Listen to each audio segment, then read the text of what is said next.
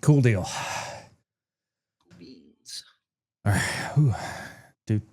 Getting into podcaster mode now, interviewer. Oh, damn, that cracked my neck. That was a good one. Oh, you heard that? Mm-hmm. Oh, man.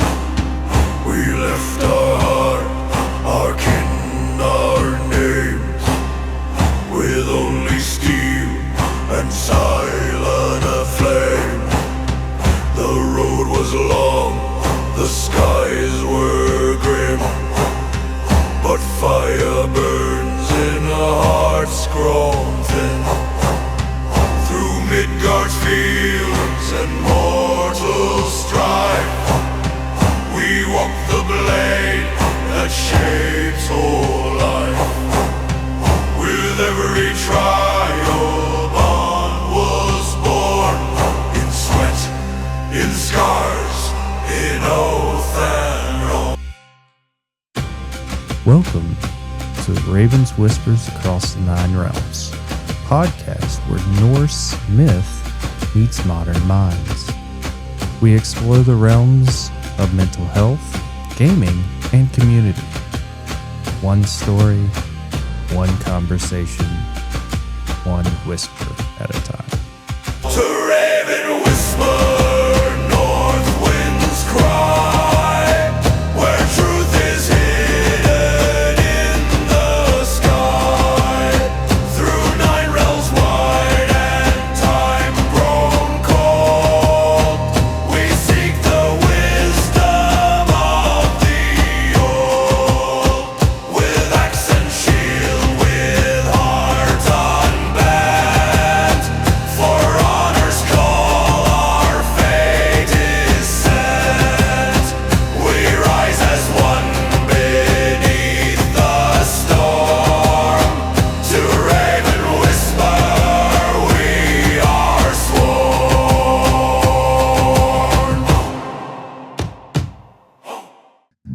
All right, so we are here, episode 4. Holy shit. It has been, 6, almost 8 weeks. Well, by the time this episode airs, it'll be 2 whole months since we started. But yeah, so recording date is August 31st, 2025. Most likely everybody that's listening to the podcast will hear this for the first time 2 weeks later. And we are now not only on Spotify as our primary hosting service, but we are also on Apple Podcast and iHeartRadio. So if you're listening to us on one of those platforms that are outside of Spotify, please leave a comment or let us know where you're coming from. Let us know where you're listening to us from, and we can see all those metrics, and we will definitely try to get back to you. But I'm Joker, your host of Raven's Whispers, and today, episode 4, I am here with thatguy133rd, otherwise known as Kruz. How you doing, buddy? I'm doing. Yeah, we kind of had to. Yeah, it's been a week. Tell me about it. I actually just got done with dinner and a nap after shooting a wedding this morning. Jeez. Yeah. Getting a lot of business with the photography? Yeah, the wife's doing a lot more of it, even with her new job in the urgent care, because she's front desk girl at urgent care. she works around, or her work schedule, she tries to work around the photography clients. But we've been doing a lot at the base lately, doing basic training graduations together. It's been an adventure, especially now that I'm retired and a stay-at-home dad. So, Yeah. I get that. oh yeah. Get that.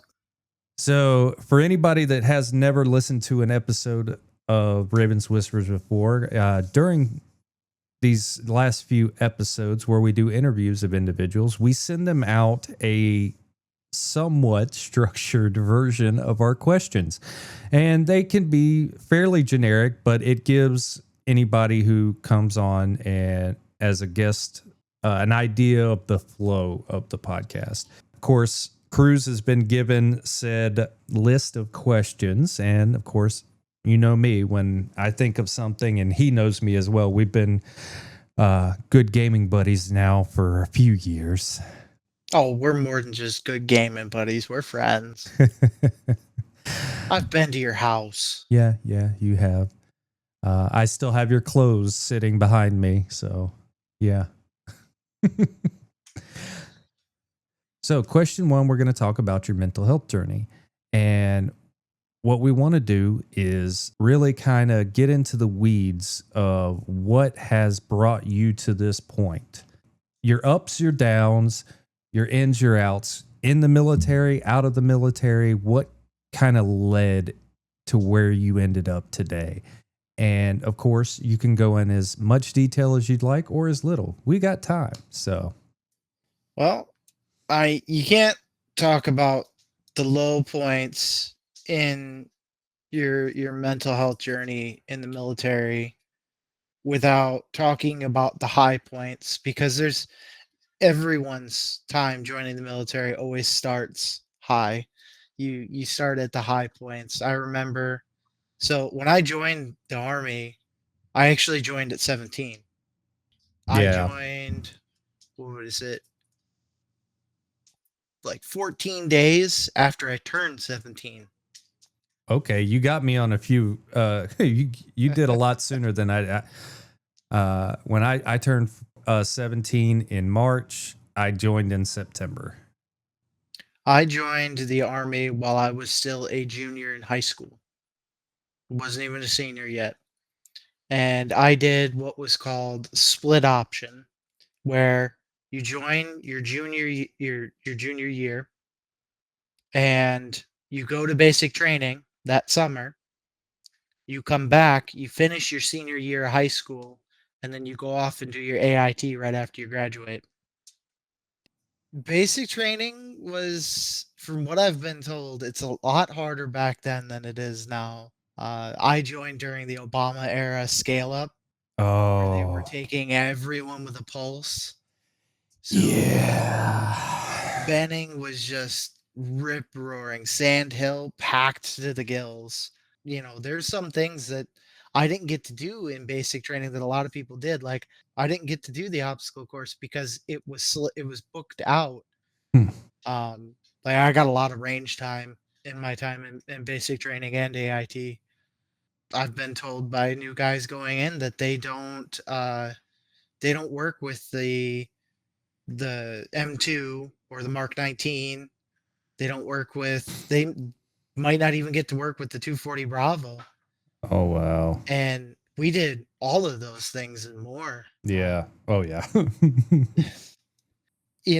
I came back from basic training kind of riding a bit of a high, because you see me, I'm a fat guy. I'm a big guy. Now. I was back then too when I first joined. I don't know how. I think it was just because of the Obama era scale ups that they actually accepted me, because I was a bigger guy. But going through basic training, I dumped a ton of weight. I dropped several pant sizes. Arms got a lot bigger. My upper body really bulked up. So I went from being this fat nerdy kid that would wear camo to all of a sudden I come back and I've got my shit kickers on, Mm-hmm. and you're wearing the blue jeans, wearing your actual issue belt with the blue jeans because it just fits perfect. And you've dropped a whole lot of weight and nobody's seen or heard from you in 4 months. Mm-hmm. And it became a lot more real to a lot of people, including the staff at the school. And we're towards the end of my senior year. I was talking with this older gentleman, and he was an absolute treat. He's one of those guys who wakes up every day and puts on a suit. He's very well educated, Mm-hmm. and his mannerisms project that of someone you'd assume that they're very well college educated. You know, they put out an air of professionalism. And this guy's probably 80, 90.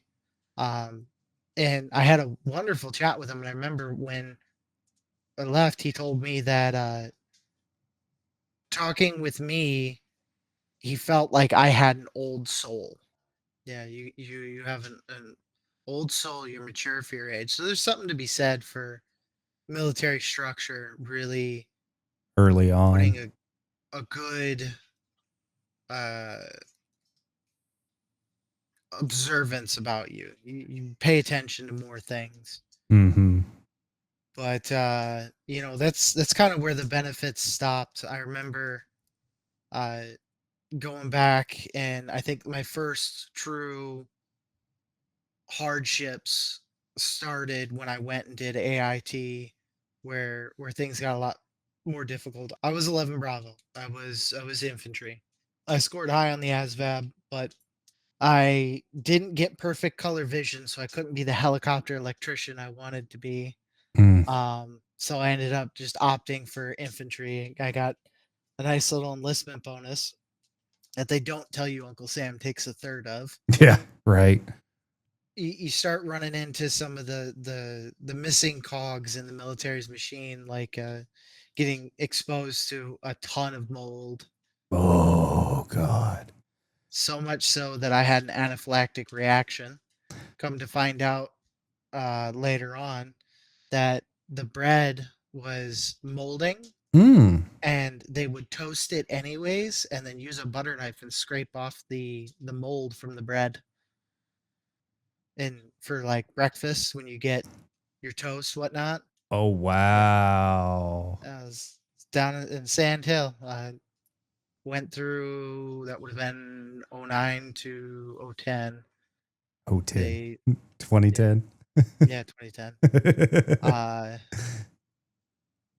Yeah, the whole place is just nasty. It's just, a civilian can't comprehend how dirty a DFAC is in the middle of Benning Oh, during and the height of the Obama era. and God forbid any Vietnam era barracks that you may end up in.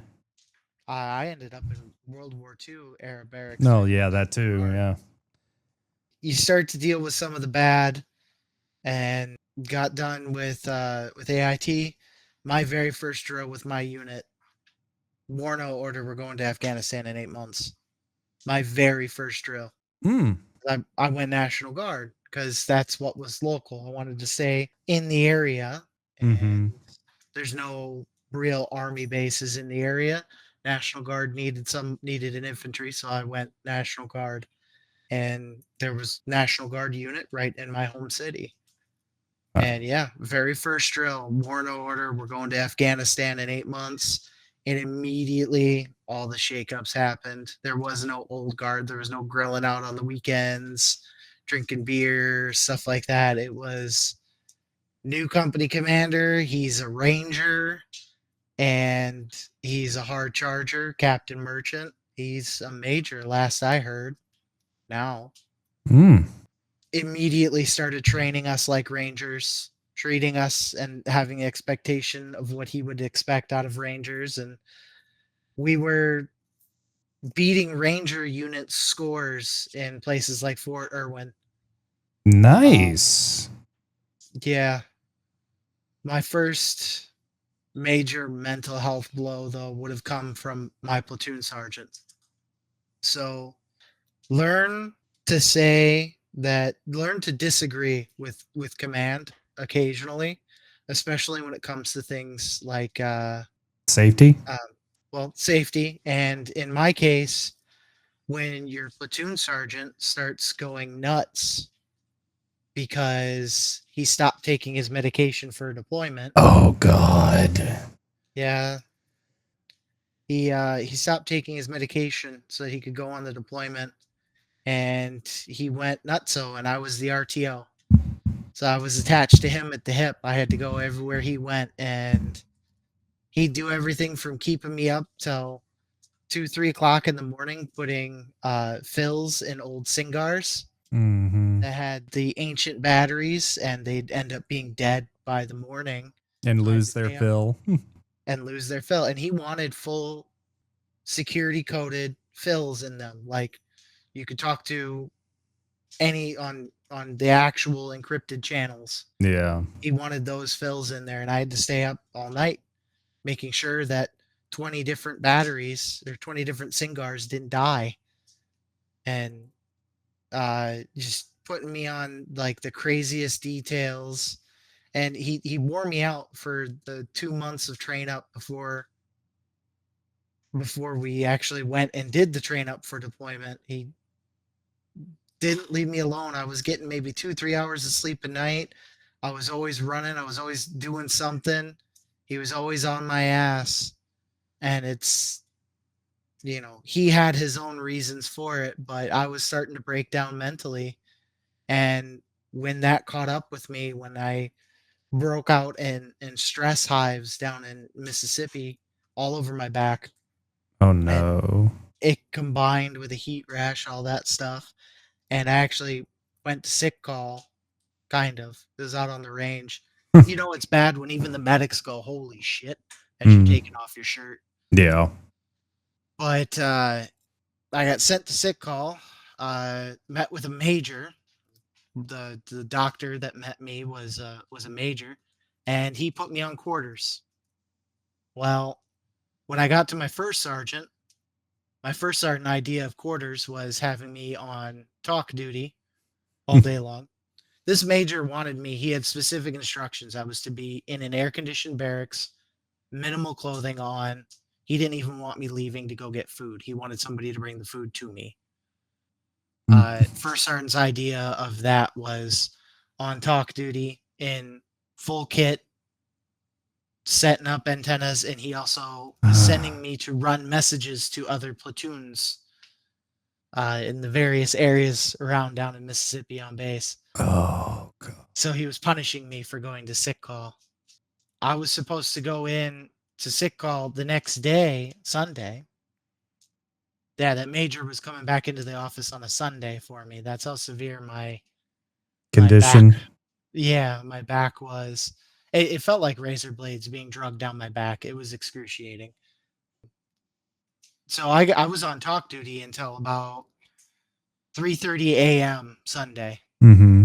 I went sick call Saturday morning. I was on talk duty until the next day in the morning. And I fell asleep, threw my alarm, got up. Everybody was getting ready to do PT. I threw on my uniform quick, said, "Sergeant Breitbach, I gotta go. I'm late for sick call." And Sergeant Breitbach, being as nuts as he was, says, "You're not going to sick call. I know what's wrong with you. You're wearing the same uniform as yesterday. You need to go shower, wash all your clothing, number all your clothing, and your squad leader has to check every single morning and see what clothing you're wearing and make sure that you're not wearing the same clothing as the day before." So imagine that kind of a mental hit. You go from being a professional soldier to now you have to report your the numbers on your clothing so your squad leader can make sure that you're wearing different underwear than the day before. And then later on that day, as we were swinging by the talk to draw out night vision to go do more training, I get cornered by the first sergeant wanting to know why I didn't go to sick call. I told him, Sergeant Breitbach told me I'm not going. He goes and asks Sergeant Breitbach, and of course Sergeant Breitbach says, "I don't know what you're talking about." On that day, I got Article 15 for insubordination. I got chewed out in front of the entire company, not just my platoon, the entire company, for about 2 hours, 2-3 hours, to the point where other platoon sergeants were were saying that the first sergeant needs to stop. He's going too far. And yeah, that point in time kind of fucked me up pretty hard. Getting pushed to the brink like that. I can say so. And then didn't have any recovery time immediately. Continue on with training, and then before you know it, you're in the middle of Afghanistan. Up in the mountains. I was along the Pakistani border at a place called Najil, Kop Najil. That was a shithole. That platoon sergeant didn't make it to the end, by the way. He had a mental breakdown and started talking to us with a stick about 2 weeks later. He tapped the stick on the ground. 1 meant yes, 2 meant no, 3 times meant fuck you. His words. Okay. And I remember it like it was yesterday. Yeah, the first sergeant found out because all the squad leaders got concerned and went to the first sergeant, and the first sergeant took the stick that he was talking to us with, snapped it in half, had it laying on his desk, and then when Brightbach found it, he had a complete mental breakdown and disappeared. AWOL. He disappeared for about 48 hours. The company commander ended up finding him because somebody had reported that there was a person stabbing the parking lot with a knife, saying that there were snakes everywhere. And so the company commander followed up on that and found him in a bush going, "They're all dead, sir. They're all dead." And had to do 3 to 5 second rushes to a Humvee, convince him that the Humvee, which was just a standard soft skin Humvee, that it had a crow gun, and that they're gonna get back to friendly lines. And he took him to a mental hospital and dropped him off at a mental hospital. Wow. His tale doesn't end there. He got busted from a sergeant first class all the way down to E5 and sent back to rear det because while he was in the mental hospital, as I've been told, he was partnered up with a guy who was on suicide watch, and the guy was saying he was going to kill himself, and he pulled out his multi-tool, flicked out the blade, threw it to him, said, "Do it or shut up," and rolled over and went to sleep. And the guy slit his wrists. If that gives you any kind of an inclination into my time in the military. Yeah, that doesn't even include the times I nearly got killed. Yeah, no, that is something even new to me. I have not heard that before. Yeah. So I don't share that with a lot of people. So me sharing it to you is kind of a big thing. There were your time in the military, you get afraid to talk about things because you're afraid that somebody's going to argue with you about them, tell you that that's not what you felt, that that's not what happened, that you're thinking about it wrong.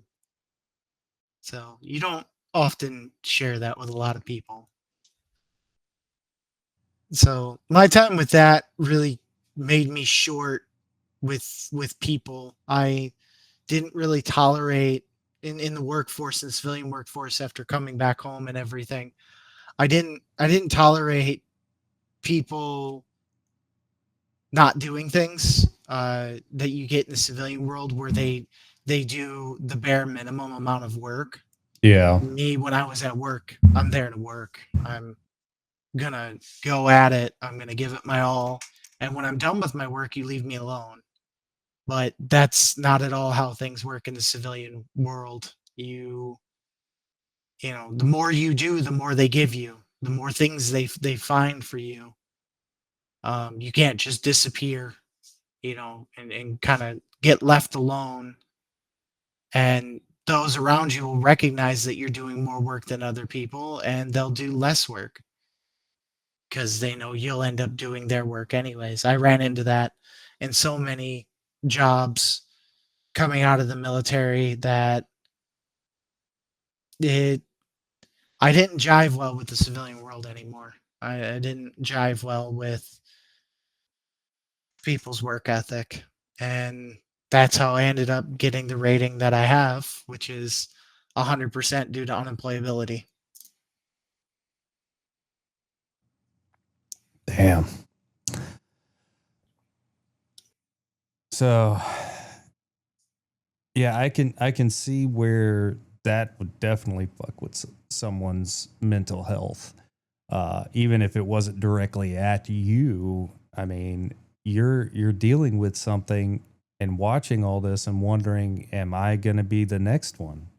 It was a fun time. It was 2010, 2011 when I was in Afghanistan. Yeah, so you were there the years or the deployment year prior to me because I went 11 to 12. I was in Bagram Thanksgiving of 2011, and then a week and a half later, we moved over to Coast Province, where I ended up staying for only about 7 months until I got injured. So I was told that our AO in Afghanistan was considered the hottest AO in Afghanistan for about 6 months straight. For about 6 months straight, we got shot at or mortared every single day. There were these Russian contracted pilots that would fly in like mail and stuff weekly. They refused to fly to our base because every single time that they came in, the Taliban would shoot at them and they'd leave. I didn't realize it. I didn't know any of this. I was one of the last people to go home on leave.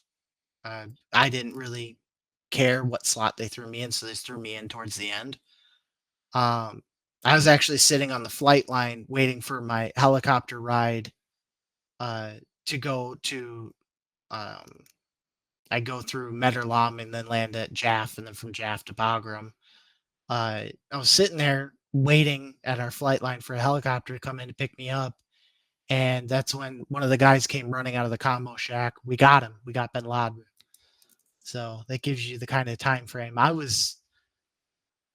been told we were less than about 50 kilometers away from bin Laden when they got him. That's where I was at in the jail.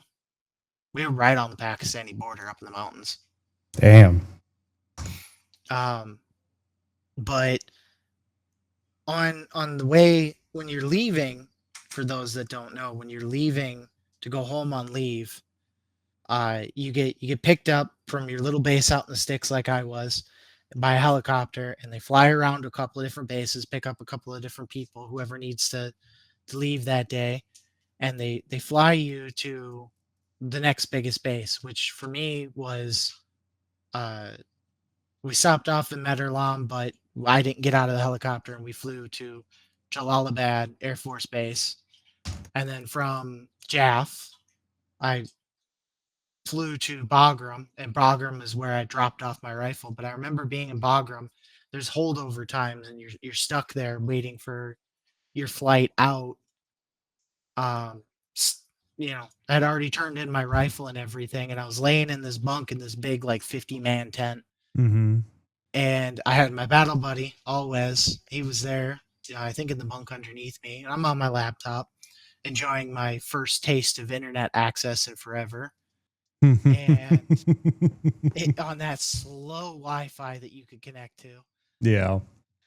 And I had earbuds in, and I heard a sound go over. It sounded super digital, if that makes sense. But it was like a Okay. Turns out that was incoming rockets being shot into Bagram, and everybody was freaking out, and they're sounding the sirens, and all these people are getting up and running to the MWR, which was the fortified area. And at Najil, we didn't even bother getting out of our racks when they mortared us. We didn't have bunkers to go to at Najil. And we stopped going to Alamo every time they would rocket, mortar, shoot at us, because they never really did much. We just kind of stopped and watched and waited just in case they decided to. but we didn't run to defensive positions or anything. It was just normal Tuesday. I was shocked because all these people were running to the bunkers. I'm just like, I stayed in my bunk.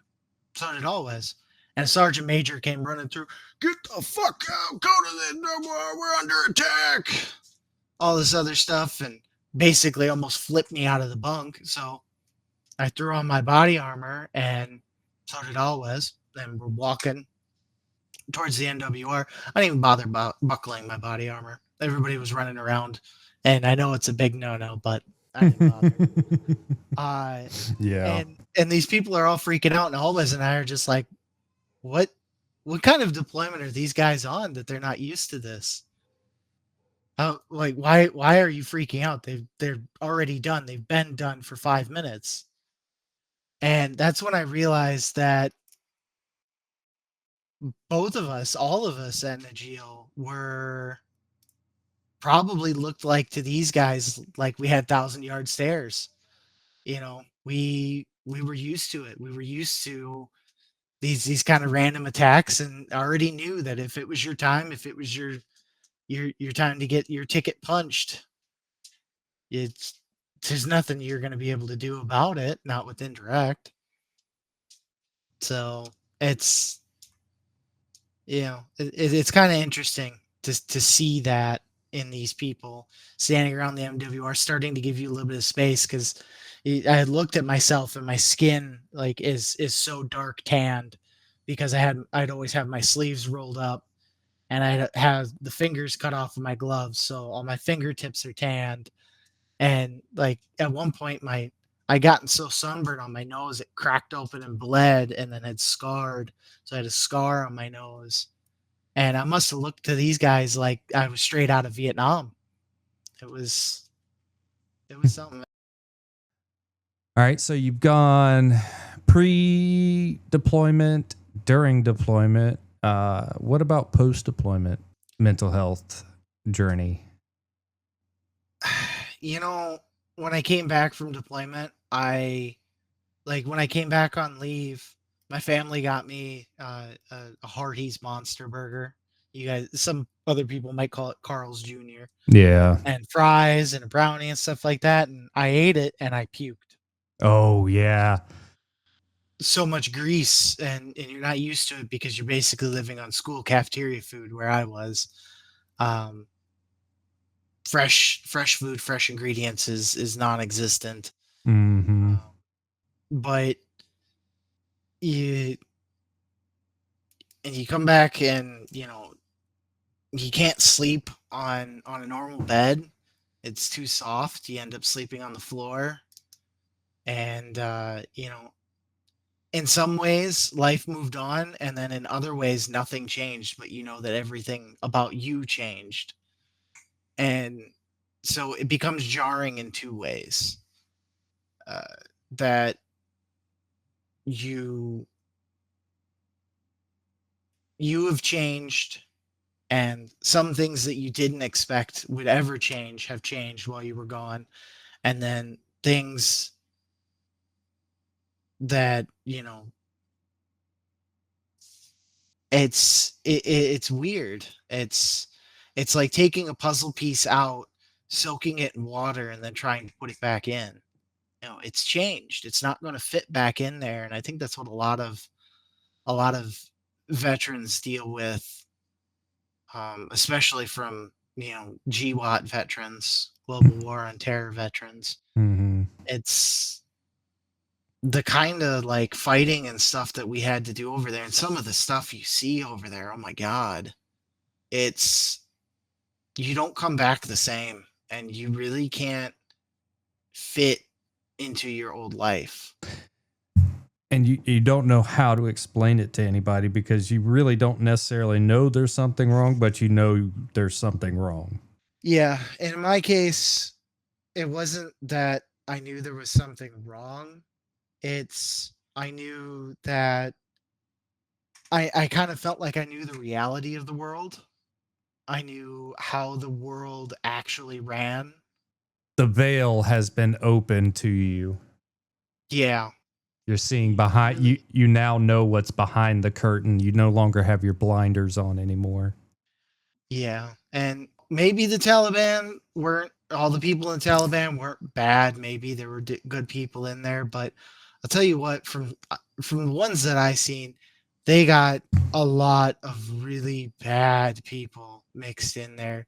People that do some fucked up things. There's a lot of things that we weren't allowed to intercede on, and they're Taliban because they have the signs. They're wearing nice shoes, nice Nikes or Reeboks. They're not carrying 80-year-old fucking AKs. Yeah, they're you can spot them from a mile away. I thought they thought they were being sneaky, but we could have lit them up anytime. We could have interceded 1,000,001 times, but we weren't allowed to because of ROE. Mm-hmm. But they do some really messed up shit, and you'd see them on thermals and things like that. And it just awakens you up to how there are really bad people in the world. And then you got to come back to civilian life where people, they believe whatever dribble somebody says, and they get indoctrinated into various people's propaganda, and they are convinced that things aren't the way that they are. Yeah. And it's just,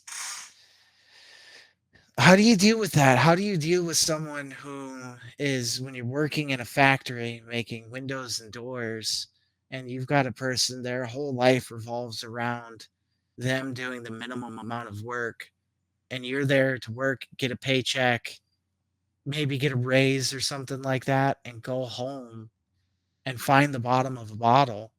Like, you have more goals than them. You know what it's like to work hard. And their whole thing is, I want to do the least amount as possible. You're doing more work, I'm going to do less. Because you'll just end up coming over and doing my work when you run yourself out of work. That's the kind of things that veterans run into in the civilian world. People that don't know. They're singularly focused on their one goal, and you've got to focus on everything because it exists. Mm-hmm. So Yep. coming into the civilian world was very jarring for me. It took about 3 years for me to filter through the VA. And I did attempt suicide when I was in Afghanistan. Tried to off myself with my M4. Only dud round I ever had in Afghanistan was that one. So take it as you may. But my squad leader quickly found me, and I had already chambered another one. I was going to try again, but he found me, stopped me, and I got put on suicide watch. That could use some improvement. But so even with that fully documented on my record, it still took 3 years for me to filter through the VA and actually get a rating, and actually start to get help for my problems. So it's, maybe I'm just lucky that I'm good at introspection, and I was able to kind of keep myself in some form of sane mental state, but I could easily see plenty of people. You're 22 a day. It took 3 years for me to actually get help. And then it took another 3 years of me fighting with them. And finally, it took an employer actually calling the VA and telling them that I shouldn't be in the workforce. And that's how I got my 100%. Damn. And I'm sure that journey to trying to get help and not getting it also added on to the negative side of your mental health as well. Yeah. VA is a joke. It really is.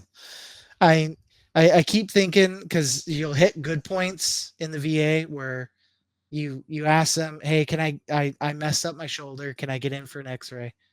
We can get you in tomorrow, and you can get in the next day for an X-ray. And because of my rating, I didn't have to pay a dime. That's great. But then to actually see a specialist because my shoulder is really messed up.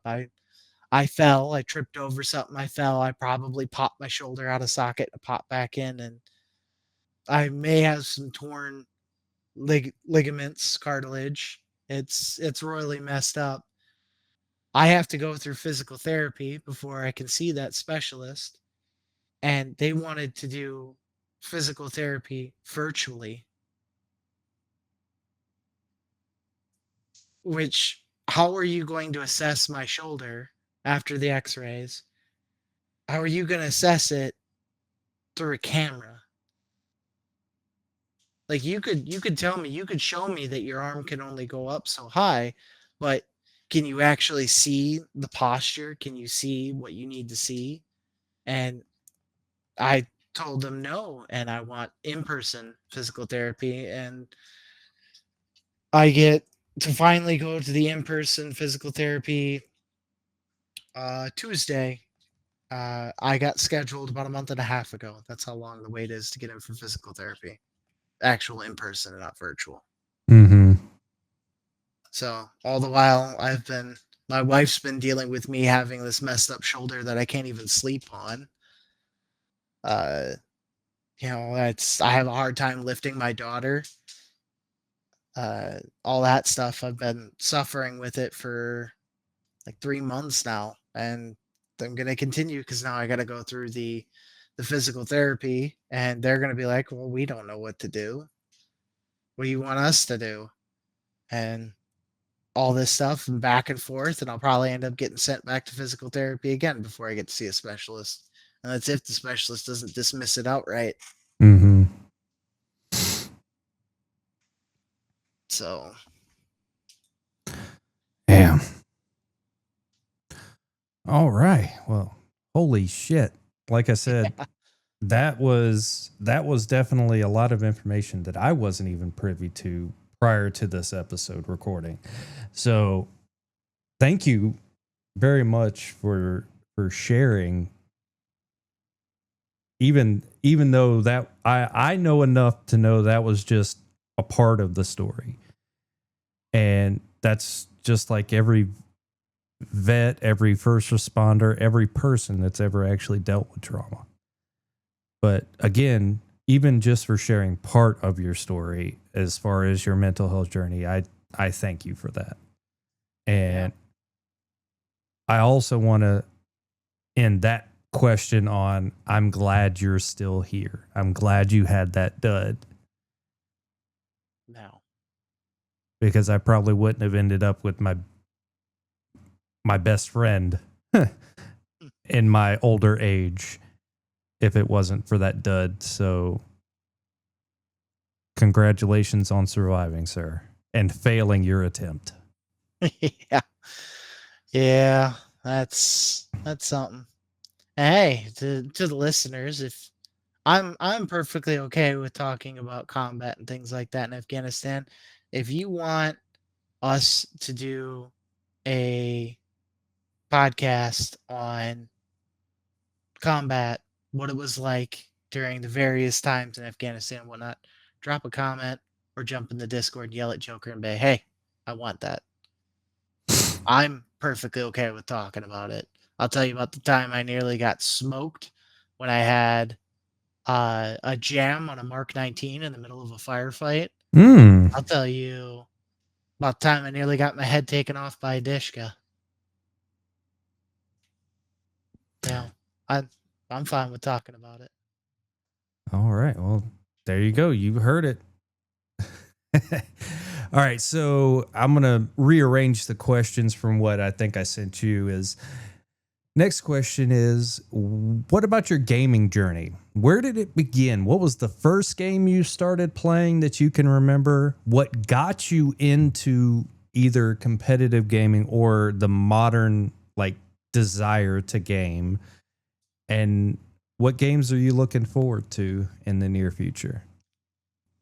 Well, my first game, I mean, oh shit, we're going back a ways.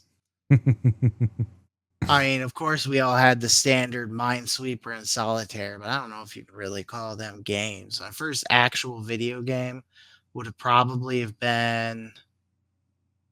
See, I didn't grow up much with video games. I got them later on in life, so like I didn't do much gaming on the 64 when the 64s were new. My first gaming console was a PlayStation 1. Um, and the first game I played would have been Spyro. Oh, okay. Yeah. So 90s games. Yeah. All right. Yeah. So that was my initial introduction. I experienced the N64s later on.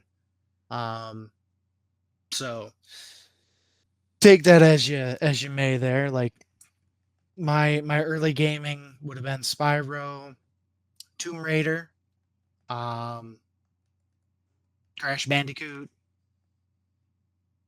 a lot of those games, which not a whole lot of people talk about anymore. Mm-hmm. Yeah, I think Spyro just had an upgrade, I believe, and then I know they were trying to redo Crash They when the PS5. Yeah, okay, yeah, when the PS5 came out. Yep. They did a remaster of Spyro the Dragon, and they did a remaster of the original Crash Bandicoot, which I haven't gotten to play those, unfortunately. The stars have never aligned to let me play those.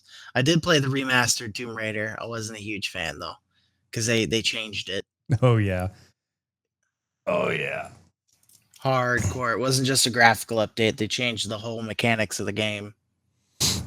All right, so that Spyro was your first one. Now, which game got you to deem yourself a gamer? This is going to be another game that a lot of a lot of the younger people haven't heard about, but I'm going to say it, and you're going to know what it is, and anyone else of our generation that was hardcore gamers would know what it is. America's Army. Ha ha ha ha ha. Oh. Probably the first major competitive tactical shooter. I got into that, and that's when I started getting into, like, I was forced to download TeamSpeak. Okay. And we would be doing full on, by the book room clearing, things like that. That was the first time I really networked with people in gaming, was that. That's outside of like your Call of Duties and stuff like that. But America's Army was probably the first one where I didn't just do like the single player. I actually did the multiplayer, and I played to win, not just, for fun. Yeah, and I know we spoke on this one other time, I believe. It may have been outside of the podcast, but America's Army was actually developed and created by the US Army as a training tool. Yep, and a recruiting tool. Yeah, and a recruiting tool is why it was released to the public, and it actually ended up being a very big blockbuster hit as far as gaming goes. And then they actually took it. A lot of people don't know that's the game that Arma was then developed off of. Mm-hmm. And then, of course, on top of that, DayZ, being a mod of Arma, was then created. So for the Arma players out there and the DayZ fiends, you got to thank the U.S. Army for that, Because Yep. if it wasn't for a training tool, a recruiting and training tool that they decided to make, you wouldn't have those games. At least not in the current state that they're in. And I seen a video of some gameplay of it the other day. It's starting to make some circles back around. The graphics are absolutely abysmal, but the gunplay, Uh-huh. like way that the weapons behave and everything, it still holds up. It's honestly better than a lot of the other games that have been coming about. You know, they put a lot of research and time and energy into making that first one. It's a shame that the second one was so abysmally bad. Okay. You did know there was a sequel to it, right? To what now? Made a second one. America's Army. There was a second game made. There was? Yeah. Holy And it was shit. bad. It was all that was during the time where the army was getting a little bit more politically correct. Oh, gotcha. Okay. And like one of the big differences is when you do the multiplayer and whatnot, it was a simulated training environment. So when a guy got shot, they'd do the whole paintball thing where they put their arm up and they'd sit down across their feet because of the simulations. My God. Yeah. Wow. Okay. Fair enough. Yeah. All right. Now, let's see. We've gone what got you into gaming, or first game got you to declare yourself a gamer. What games are you playing now, and what are you looking forward to? Right now, I'm kind of in we're in a weird slump where we're playing Satisfactory again for whatever reason. I don't mind it because it's kind of nice. I've always had a penchant for making things and having things meet up just right and somehow making this crazy conglomeration work. It's always kind of fun building things like that. But outside of the weird thing we've been in with Satisfactory, I keep going back to War Thunder, unfortunately. I play a lot of that game. Some indie games. I'm about halfway through a playthrough of Cyberpunk. And I've recently picked back up No Man's Sky because of their big update they just did. Yeah. Yes, the new update as of the recording of this was them adding the shipbuilding components or aspect of the game, right? Yep. Because you can make a large ship from scratch, and the interior and everything you can actually move around and you can do things in. Yeah, kind of like what they did with Starfield as far as pod-based building of a ship, and then you can kind of decorate the interiors as you'd like to. Yeah.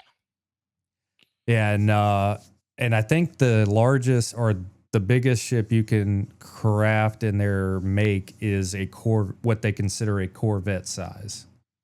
Yeah. It's what, 100 block or 99 components or whatever it is. I just started a brand new save to start going through it, and I haven't made it to that point yet. I'm still trying to get to that point. Yeah, I gotta relearn everything because I played it shortly after it first came out, and then same. I think the last time I played it is when they had the on the PS4 when they came out with the VR variation to where you could do PSVR on the game. Yeah. So, all right, cool deal. Let's see. Let's go back to the original question too now. Why did you want to join TROA and be a part of its mission? Because now you are officially a director of a program within TROA, and there's no getting out of that now. But what, honestly, in your head, outside of mine and Gamble's persistence, what made you want to actually join TROA? So for the longest time, I was probably the exception to everything. I was in Troa, but not a member of Troa for quite a long time because I was mostly there to hang out with you and gamble. And, I was meeting people in Troa, but I was just kind of a hang around. I wasn't accepting of any commitments, much to your and Gamble's dismay.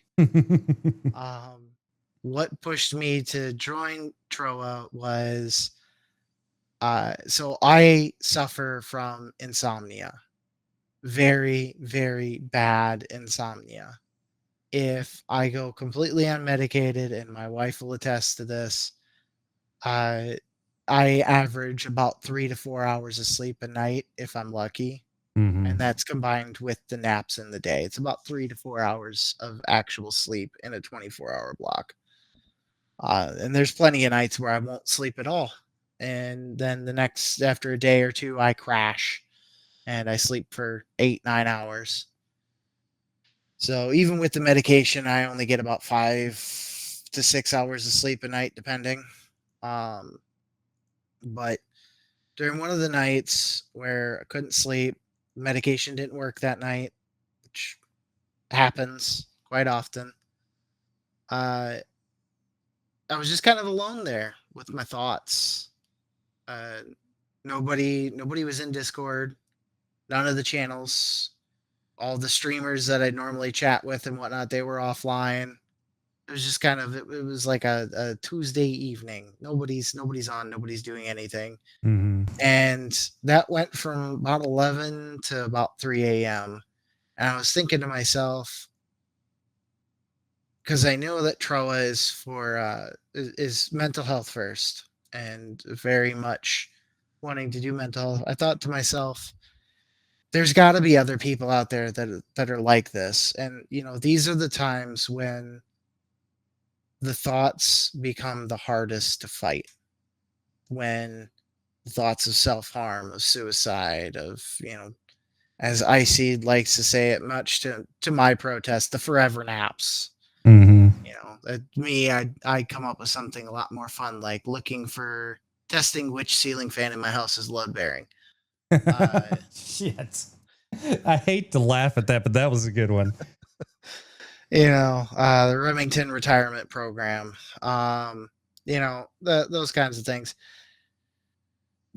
When you're alone with your thoughts and you're forced to think about the thoughts that you don't want to think about, that you should not be thinking about when you're alone, uh anything can help. Just anyone being there, don't even have to say anything, just knowing that there's another human being that's actually there, that you could talk to, that can talk to you, uh that I feel would probably save a lot of lives. And you can call up like the suicide hotline. I have several times over the years on the hard days. And anymore nowadays, they want they push to try and get your information because they want to log it. And I know that's in their training, that they want to log it, they want you to follow up with a mental health professional, things like that. But sometimes you just don't want to be in the dark alone. So I thought, what if we had a Discord channel that volunteers could volunteer their time, people who are, you know, okay with being in the dark alone, to tend to a fire, to keep a light lit in the dark. If there was a place where they could volunteer and hold that vigil, that if there were any place that was going to do that, it would be Troa. So I pitched the idea to you and Mark, and I think that was kind of a come to Odin moment for both of you two. When I told you about my thought process about having someone of a positive disposition, somebody who is willing to hold vigil through at all hours of the day. I think you both kind of saw the benefit of that. And that's kind of when I joined Troa. Voluntold to make it happen. Okay. All right.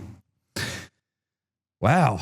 Well, thanks for all those kind words about Troa. That never thought of it like that.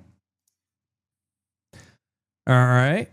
So, because we are a gaming community, or we use gaming as a conduit to assist with mental health, what about gaming to you is beneficial for mental health? So the unique thing about gaming in the military community on military games, outside of like Call of Duty and things like that, uh, you find people who are looking to embody the military mindset. And on some level, when you're out of the military, you miss that mindset, Mm-hmm. that purpose. You know what your job is, you got to do it, and you're going to do it to the best of your ability in like tactical shooters and things like that. And everybody kind of focuses on that one objective. I feel like that draws a lot of veterans into the stereotypical military games. Is you find people who maybe weren't in the military, but they put themselves there to be, because they are of that mindset. So you find people with like minds, if that makes sense. Mm-hmm. Okay. So it allows you to connect to people that you feel could be like yourself. Yeah, absolutely. It's crazy, especially thinking about just when we were kids 20, 30 years ago. We were told video games will rot your brain. And now there's actually companies out there, because I was scrolling LinkedIn of all social media types, and there was a post on there from a mental health group that is using VR headsets to assist with mental health. And one of the conventions they were at was the VFW's annual convention, and they had some stuff up with VFW members sitting in their chairs with the VR headsets on. And I was just like, man, how far we have come in just 20 years. Thinking about, we went from it'll rot your brain and make you a bad person to, hell, not even 20 years ago, they were saying like GTA 5 when it came out, oh, this is ensuing violence in young people, to now they're helping you, or this is how it can help you. It's amazing just to see the advancements we've had. To be fair to our elders, I invite you to go back and look at some of the original brain rot of our generation. Yeah, exactly. And know that they were seeing that without any context at all, and going, what the hell are our kids learning? Just like you look at today's brain rot. Oh my God. No context, nothing that attaches to it. And any Roblox YouTuber nowadays. Oh my God. It's, maybe one day Roblox will be a good thing for kids and whatnot. Well, as it stands currently, I don't think anybody should have their kids allowed on Roblox. No shit, Sherlock. How many predators have they found on that game so far? Well, from one brain rot to another. We don't need to go on for another hour on this. However, what has your experiences been dealing with the VA? Of course, we've already heard some of it, but kind of recap, claiming compensation side of it, and then also medical treatments. And let's give them a little bit of a prop. The overall benefits to utilizing the VA in your area, or maybe in a nearby area if yours is absolute crap. And then advice for vets or future vets when dealing with the VA, when they get out or when they need to start actively going to the VA for assistance. All right. I'll do my best to put that all into a nice, neat burrito for you. So initially, I was, after we came back from Afghanistan, I told my first line that I was not doing okay. We'd been back for about 6 months. I told them I'm not doing okay. I don't want to be here on this planet anymore. And my first line, Sergeant Barr, Staff Sergeant Barr, amazing guy. He took it serious immediately. And he personally did his best to ensure that I got connected with the right people. He sent me to the what is it? They share the same acronym with the VA, but they're separate. Uh, but they've got an office set up in our courthouse here, and they helped me handle all of my paperwork, my initial filing, everything. This man gave me one of the best piece of advices I've ever dealt with. When you're depressed, when you want to end it all, one of the things that you should do, find a way to make yourself laugh. If you can do that, you can turn things around. Now, what he did on our way back from, we were up in Wisconsin doing some training. I forget the name of the base that's up there. The place is infested with ticks, and there's World War II barracks that you live in. But on this like 5-6 hour drive back, he puts on stand-up comedians. If you're ever depressed and you want to end it all, I'm going to tell you this: do not do it unless you sit there and listen to an hour of the good stand-up comedians.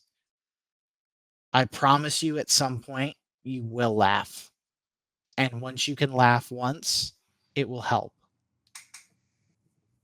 And that's what we did. And at first it was just white noise in the background, but eventually I started listening and I started laughing, and things got a lot easier. He got me connected with the wonderful people down at the courthouse. Randy Renison was the guy. He's in charge of the whole program now. He was just a lower guy when I went there. Amazing guy. And they got my initial stuff pushed through to the VA. It took the VA about 3 years to come back, and my initial rating was for 30%. I was seeking my knees because my knees are completely shot. 135 or 125 pounds was my light kit in Afghanistan. It's going outside the wire for a couple hours and coming back, in a place that's essentially Colorado with no trees. If you've been to the mountains of Afghanistan, you know. It's not a nice place. Especially where I was. But I wanted to get my knees covered. My hearing was messed up. I had a little bit of breathing problems and some heart problems. Got those all checked out, and so little bit of medical mumbo jumbo for you. But at the ripe age of 21, I had a stress test done on my heart after we had come back, because I had a problem when I would run for the 2 mile. My left arm would go numb and cold to the touch, and my chest would start hurting. Like we had medics taking the PT test with us. The medic came up and he felt my 2 arms and said, "Your left arm is way colder than your right arm." We got that all put into the packet, and the medical mumbo jumbo, I had at the ripe age of 21 an ejection fraction of 55% on my left ventricle. And I had a doctor explain it to me the best that he could. And he said essentially what he thinks, and he likened it to your heart is like a sub pump in a building, right? That's pumping out water from the basement. And if you kick that pump on high, it's going to pump more water out of that basement, but water is going to still keep coming in. And you're stressing that pump out and you're burning that pump out. And that's essentially what was happening to my heart during my time in the military.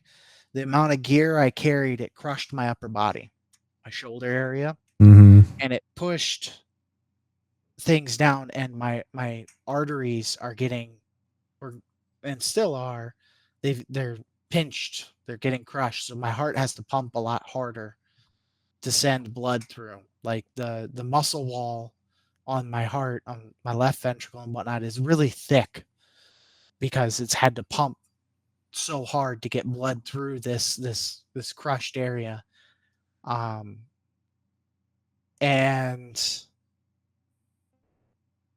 the VA completely ignored that, completely dismissed it. The guy who was actually going over my paperwork said that it's fine, it's perfectly normal.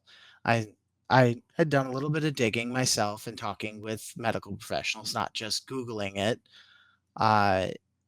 actually talking to cardiothoracic surgeons.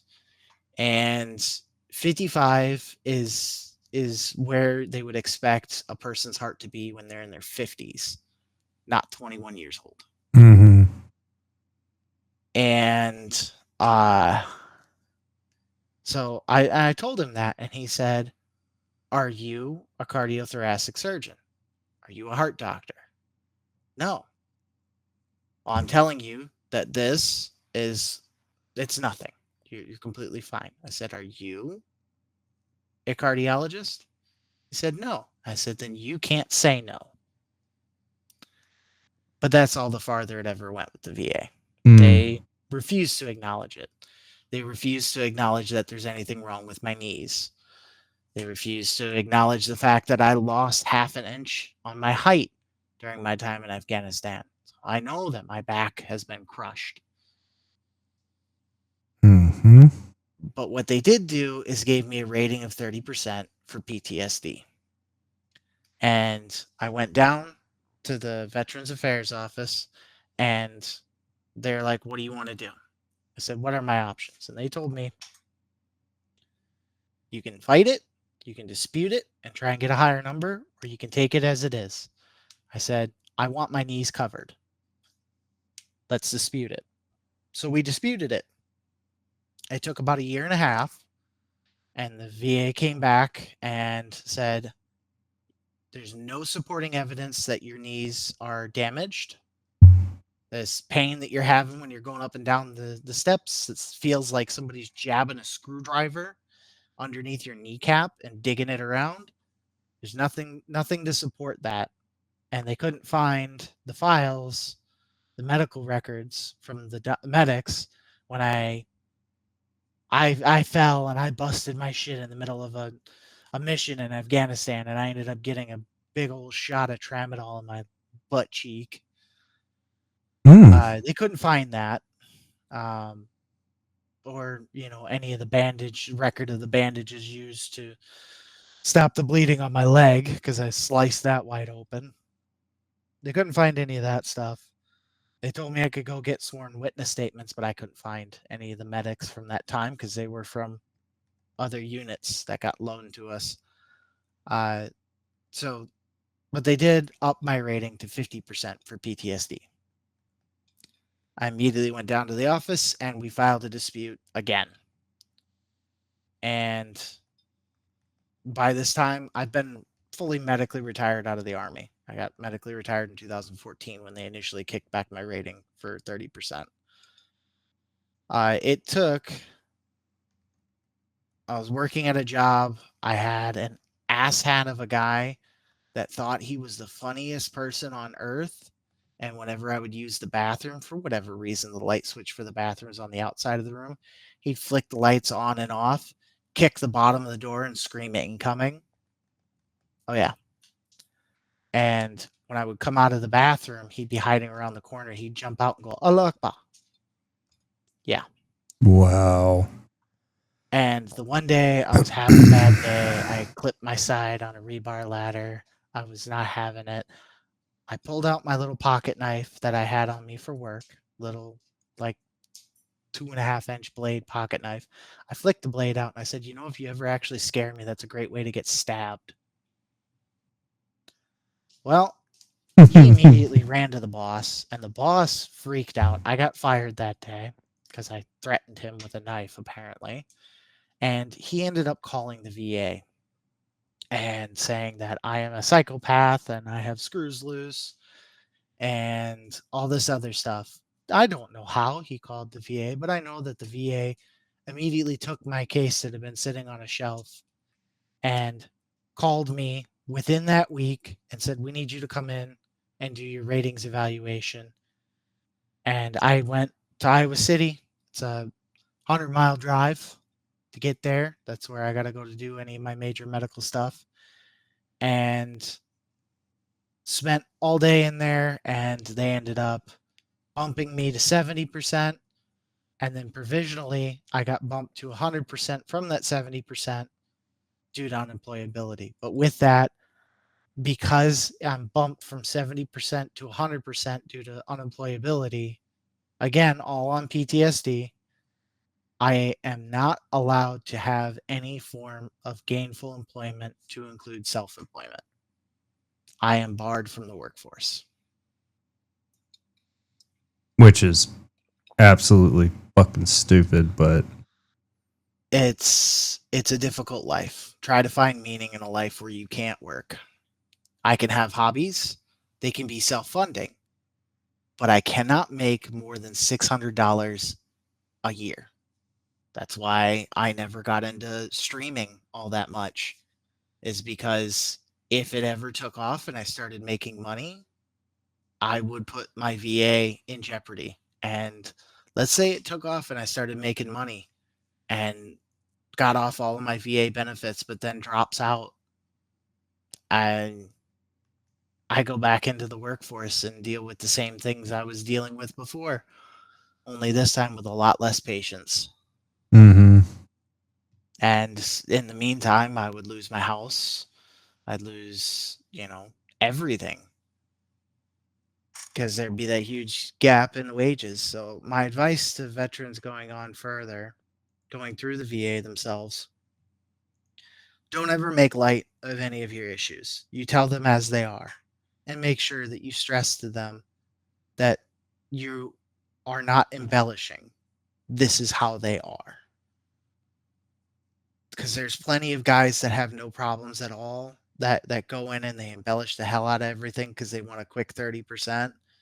And, and the other thing I'd say to a lot of guys dealing with the VA, especially with the peacetime army, is just because you didn't have a combat deployment does not mean that you cannot have PTSD. You can absolutely get PTSD, civilian side even. PTSD is post-traumatic stress disorder. It is after a traumatic event that causes your body's ability to manage stress to get fucked up. It is in the name. That is a breakdown of the name. Toxic command that gives you an Article 15 for insubordination because you're having stress break. Your body is literally going through a stress breakdown is a traumatic event. That is PTSD.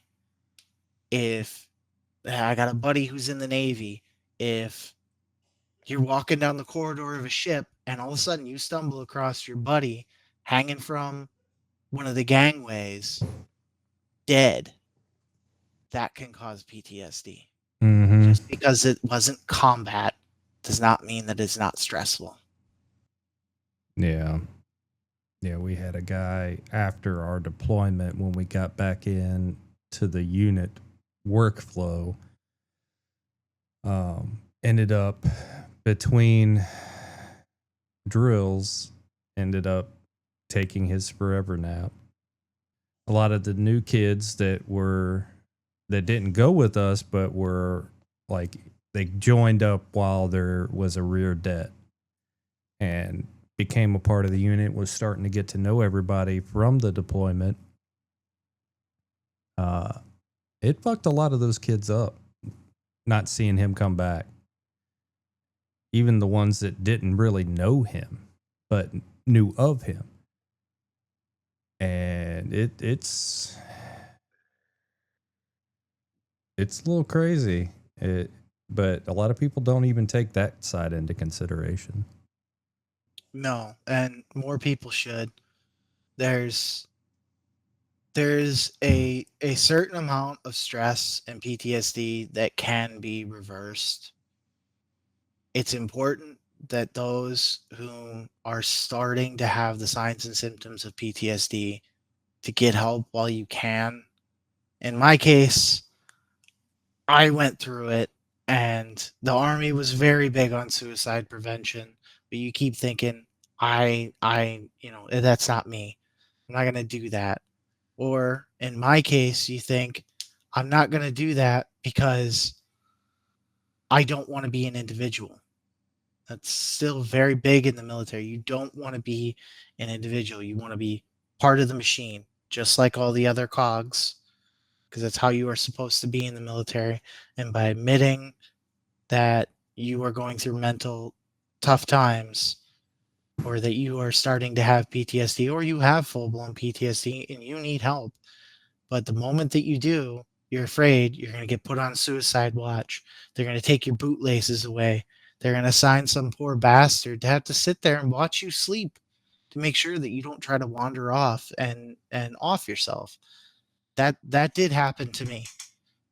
After my attempt killing myself with my M4, I got put on suicide watch. I got pulled off of missions. And one of the big missions that I got pulled off of, my truck didn't go. They pulled from another platoon to fill that slot. That truck ended up hitting 500 pounds of homemade explosives. And it destroyed that MATV, blew the doors off. Every single person in that MATV was very, very messed up. One of them died several times on the Blackhawk ride out, and they kept bringing him back. His heart kept stopping. Because he got the radio mount in the center broke loose and hit him in the head, shattered his Kevlar and everything. That like 400-pound radio in the middle of the MATV. Yeah. It broke loose, and the only thing attaching it to the truck was that chain, and it was swinging around the cabin because it actually blew the truck up into the air, and it ended up landing TC side down, facing the opposite direction. The doors weren't mine locked. They were just shut. It blew the door off, and the TC, he was the one who got hit in the head with the radio. His arm was actually pinned underneath the truck, and he was still buckled into the seat. And like the driver, TC was Eilers. The driver was Riddell. Riddell had broken fibia, broken tibias, broken femur. His back, his spine had fractures all throughout it. When they got that door open and were trying to get him out, he was begging for someone to put a bullet in him. He was in so much pain. And Zimmerman, thankfully it was a Crow gun. Zimmerman was inside the truck and the top was buttoned because the Crows allows you to remotely control the gun from inside the truck, which is what I was, and that's what they went to fill in. He had broken fibia, tibia, and a crack in one of his femurs. That was the mission I was supposed to be on. Maybe I'd have seen it. Maybe there'd been a difference. I have no idea what. It doesn't matter because somebody took my place and took that hit when it should have been me. It should have been my truck. Yeah. But, even going through all that, putting me on suicide watch, all the other stuff, as bad as it was, it helped me later get help. don't screw yourself now and deny yourself of help later. If you're going through tough times, say something. If you're thinking about that you want to do a speed painting on your ceiling, get help. No matter what the ramifications are in the minute, because it will help you in the long run. Absolutely agree. Kruz, this has been an insightful almost 2 hours with you. And Yeah, sorry to run it so long. oh no, mine was just about the same length. I have to say this has been insightful. And again, I can't thank you enough for agreeing to do this episode with me. And I look forward to the future with you as a friend, as a gamer. And we don't want to go into details, but understand he kind of gave a hint. And when it comes out, you'll start to understand. Thank you. I'll give him a little hint. No, For anyone listening. Shut up. Shut up. No.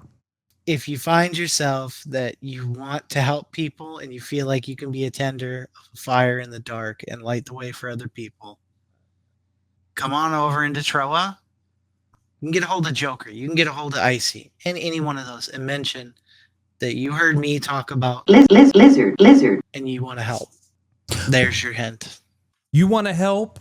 Come find us. Come talk to us. Links will be in the description on all platforms for the Discord, for contacting anybody, the website, social media.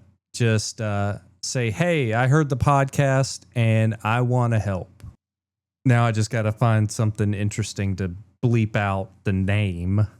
Since you want to drop bombs like that, like fucking Hiroshima on us when we haven't even announced half of the things yet to our own community. But yeah, Just go replace it with the lizard. lizard. Do the lizard. Yeah, just lizard. Okay, Lizard. There you go. and that's going to be the same thing too, to just piss off Ice. Lizard. So thank you again for joining us. Thank you, Kruz, again for agreeing to do this. It has definitely been insightful. And no matter if we help 1,000 or just one, this is what the Ravens Whispers intro is here for, is to help somebody, to make sure that your path going forward is not alone. You have a family with Troa. Please come check us out. Again, leave a comment. Let us know how we're doing so far. And check out all the details of the socials from this episode and others. Thank you again, everybody, for joining us. Kruz, it has been a treat having you. It will not be a treat over the course of the next 14 days trying to edit this down to a reasonable level. Yeah. But yeah, anyway, thanks for joining, guys. See you next time. I know where the fat electrician lives. Oh, god damn. In Svartalfheim, the forge is bled. The dwarf spoke secrets long since dead. In Alfheim, starlight filled our soul with songs that made the broken whole. In Jotunheim, the frost giants roared. We stood our ground, we drew no sword, but earned respect through test and pain. The mighty fall, the true remain. To Raven whisper, winds still howl, through thorn and mist, through tooth and jaw, across the roots of Yggdrasil.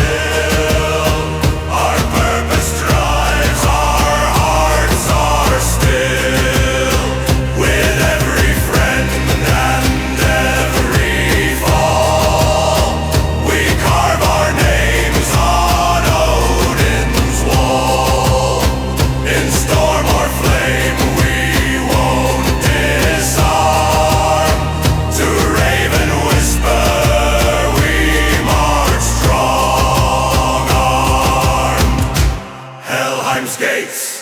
the shadows near.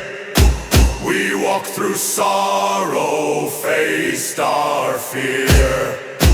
But Fenris Howe could not divide the shield wall forged in fire and pride.